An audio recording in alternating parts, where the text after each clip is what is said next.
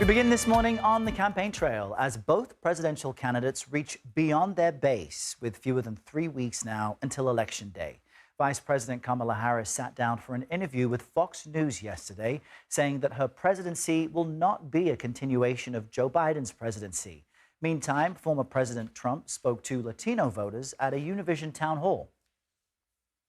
The problem with this administration is they've totally lost control. It's the worst president and the worst vice president that we've ever had in this country. That he is unstable, that he is dangerous, and that people are exhausted. 4 years ago, you had no inflation. Now you have record-setting inflation. What they've done to this country is incredible in so many different ways, incredibly bad. And you and I both know that he has talked about turning the American military on the American people. We have team coverage for you this morning. Aaron Navarro is following the Harris campaign from Washington, and Libby Cathey is following the Trump campaign from Doral, Florida. Let's begin with the Harris campaign. CBS News campaign reporter Aaron Navarro. We'll start with that because, Aaron, we saw or heard in that last clip that Harris was discussing Trump, saying he will use the military against Americans. From what I noticed, it was the most fiery moment of that exchange. How is that moment resonating today? Errol, good to be with you. This is a line and something Harris has highlighted that Trump has said in this past week, where talking about, in his words, far-left Democrats, that he would use the military potentially against the, quote, enemy within. Harris has used this line to paint Trump as, quote, unfit for office. In a rally in Erie, Pennsylvania on Monday, she actually played a montage of Trump talking about the, quote, enemy within, showing to the crowd some of the rhetoric that Trump has displayed. And it really was a fiery moment between her and Bret Baier yesterday at this question. At one point, Bret Baier played a clip of Trump responding, trying to play some cleanup perhaps on that answer.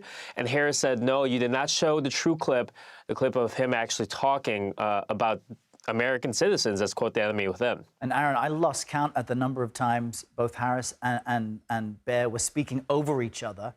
He kept having follow-ups as she was continuing to try to answer questions fully. And a lot of time was spent discussing the southern border. What other highlights jumped out at you?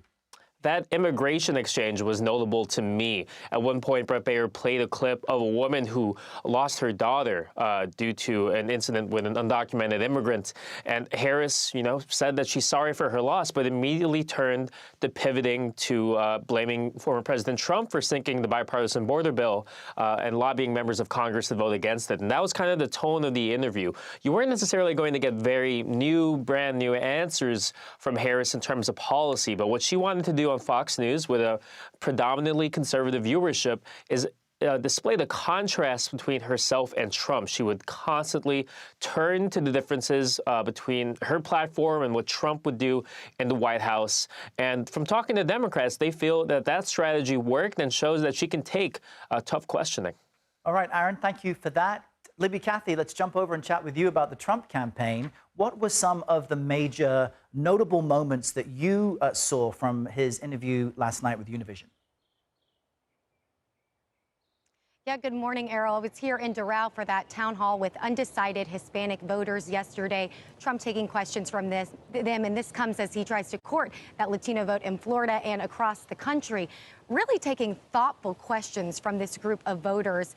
A couple of those voters identifying themselves as Republicans, but undecided this election, saying to Trump, I'd like to give you the chance to win my vote back. And we'll see if he actually did that. He didn't really engage in any of the specific questions. He kind of reverted back to his stump speech, his campaign speech.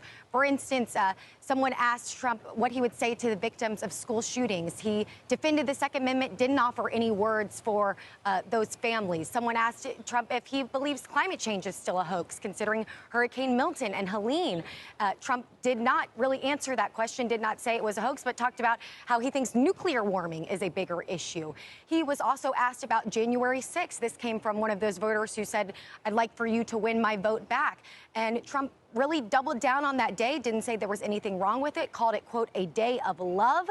He was also asked at the end there to name 3 virtues, 3 nice things about Kamala Harris. Kamala Harris was asked this at her version of the Univision town hall as well. He said, quote, she's a survivor. She seems to have a way about her, and she has a lot of good relationships. So kind of ended on more of a positive note, but he said that was the hardest question of the town hall.